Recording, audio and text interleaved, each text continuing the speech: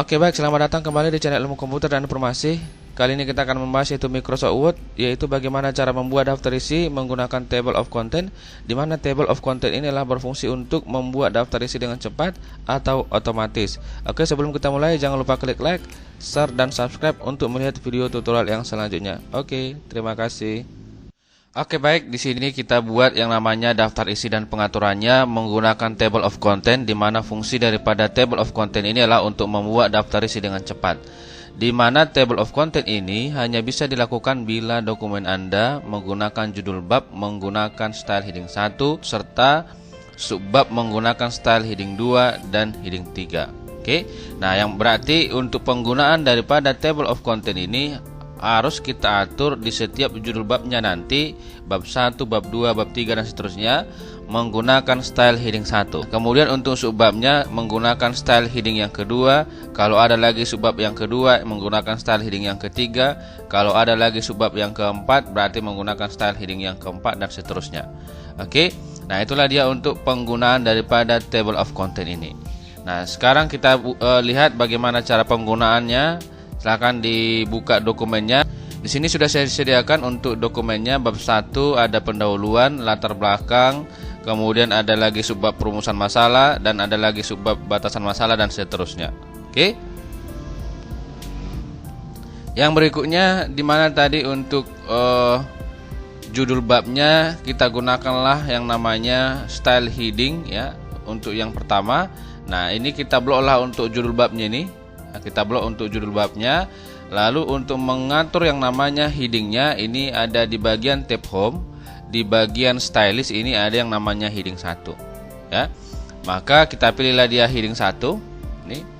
Nah, kalau nanti ada perubahan posisi dia jadi rata kiri, ini kita ubah jadi rata tengah. Silahkan pilih yang namanya di bagian paragraf, pilih center.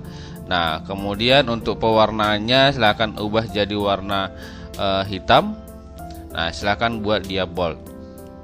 Oke. Yang berikut untuk subbab yang pertama ya. Untuk subbab yang pertama ada 1.1 latar belakang.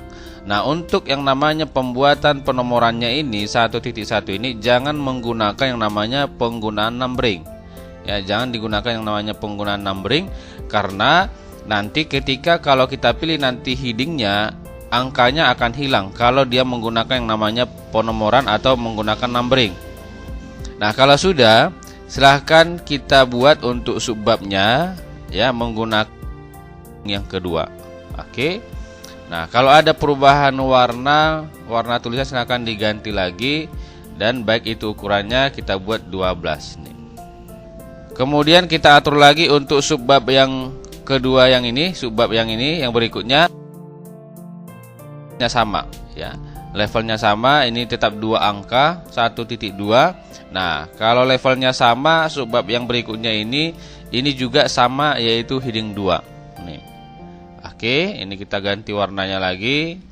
Oke, yang berikutnya untuk 1.3 ini levelnya juga sama, 2 angka juga, maka ini juga kita gunakan yang namanya heading yang kedua. Silahkan pilih yang namanya heading 2. Nah, kalau ada perubahan silahkan kita ganti lagi warnanya dan kita buat dia bold. Untuk yang berikutnya ini ada yang 1.4, ini juga levelnya sama. Silahkan kita gunakan juga heading yang kedua. Oke. Yang berikutnya lagi kita lihat lagi ke bawah, ini ada 1.5, ini juga levelnya juga sama, 2 angka juga ya, 1 dan 5. Nah, kemudian ini juga kita gunakan heading yang kedua. Oke. Yang berikutnya lagi kita lihat ke bawah, ini 1.6 ya, ini juga levelnya sama ya, 2 digit juga ya, 2 digit angka juga. Nah, ini kita gunakan heading yang sama, heading 2 juga. Yang berikut kita lihat lagi yang terakhir, ini yang 1.7, ini juga levelnya sama, ini kita gunakan juga yang namanya heading 2. Nih. Oke, kita atur lagi ya, kita atur lagi untuk warnanya dan kita buat dia bold. Nah, sekarang bagaimana cara membuat daftar isi ini sudah selesai. Nah, kalau sudah kita atur semuanya antara judul bab dan subbabnya sudah kita atur headingnya, maka di halaman pertama di sini ya, di halaman awal di sini kita buatlah daftar isinya. Oke. Caranya adalah silakan klik yang namanya tab preferences ya. kemudian pilih table of content. Lalu kita pilihlah bentuk daripada table of contentnya. Di sini ada 3 format ya. Ada yang automatic table 1, ada yang automatic table 2, dan ada manual table. Oke. Nah, yang manapun nanti silakan lihat nanti bentuknya. Ya, di sini sudah ada previewnya atau hasilnya yang diberikan. Nah, untuk yang ini kita gunakan automatic table 2, saya klik. Nah, ini sudah muncullah yang namanya daftar isi. Ini. Oke, sesuai dengan judul bab dan subbab masing-masing yang sudah kita buat di dalam dokumen kita ini. Nah, kita lihat untuk daftar isinya seperti ini. Nah, tinggal di sini yang kita atur adalah untuk judulnya table of content ini kita buatlah ini adalah keterangannya daftar ya, daftar isi. Lalu daftar isi ini kita buatlah dia rata tengah nih, dan kita gantilah warnanya warna hitam. Oke, dan kita buat dia bold seperti ini. Yang berikut di sini adalah ada bab 1, baru di bawahnya ada pendahuluan. Nah, supaya dia satu baris, bab 1 dan pendahuluan ini ya, mana tahu nanti kejadian ketika kita pindahkan kata pendahuluan ini jangan digunakan enter. Misalkan seperti ini ya. Misalkan ketika dia berpindah baris ke bawah, silakan jangan di enter, karena kalau di enter nanti dia dianggap adalah new paragraph atau paragraf baru. Nah, untuk membuat new line, untuk membuat baris baru, silakan shift enter untuk memindahkan ke bawah. Nih. Kalau sudah kita lihat hasilnya, ini tidak lagi satu baris nantinya.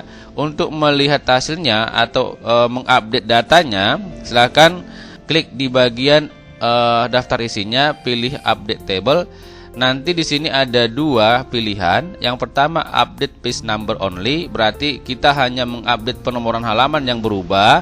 Kemudian di sini ada update enter table, berarti mengupdate data isi daripada dokumen kita, baik itu perubahan daripada judul babnya maupun dia perubahan subbabnya masing-masing, baik itu penomoran halaman. Kalau yang pertama ini hanya yang diupdate itu hanya penomoran halaman saja. Nah, kalau sudah silakan di-OK-kan. Nah, sehingga ini sudah satu baris bab 1 pendahuluan. Oke. Nah, yang berikut kita tambahkan dulu subbabnya. Ini tadi adalah sampai heading yang kedua tadi ya. Karena subbabnya levelnya sama semuanya ya.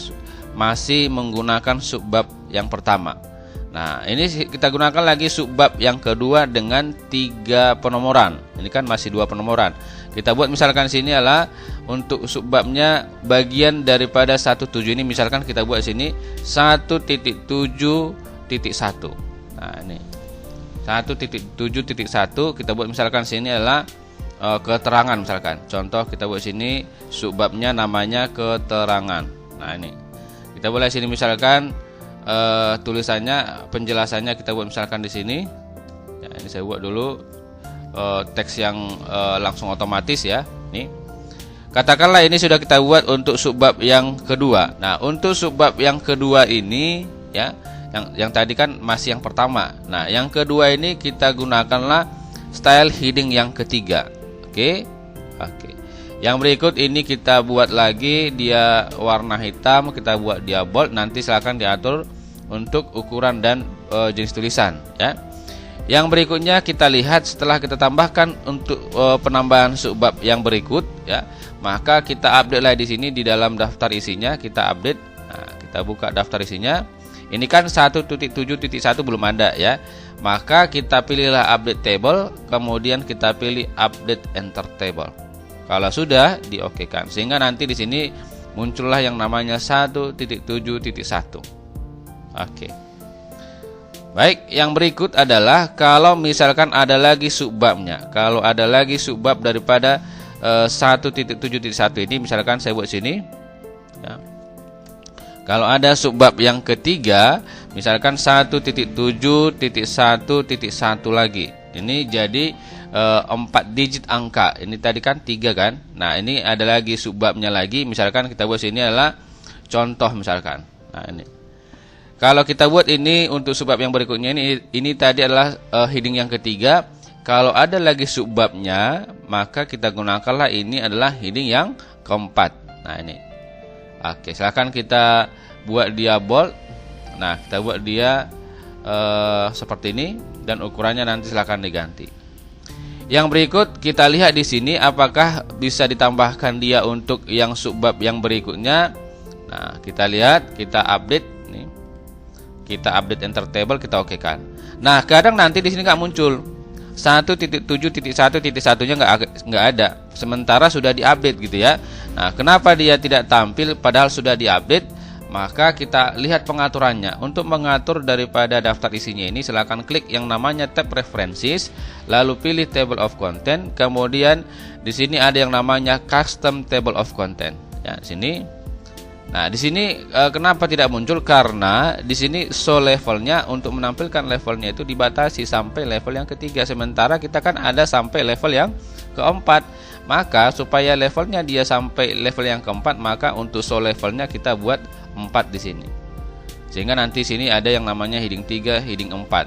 Nah, kalau saya kurangi dia ini, berarti di sini headingnya sampai heading 3. Sementara yang kita buat tadi adalah sampai yang namanya heading yang keempat. Maka di sini silakan disesuaikan. Kalau misalkan kita gunakan sampai heading yang kelima misalkan, berarti show levelnya silakan gunakan sampai 5. Kemudian tab leadernya kalau misalkan tidak menggunakan titik-titik ya. Nah, silakan nanti diatur di sini apakah dia non, berarti tidak ada titik-titiknya. Kemudian kalau misalkan bentuk titik-titiknya itu adalah menggunakan seperti ini. Nah, silakan diatur ya.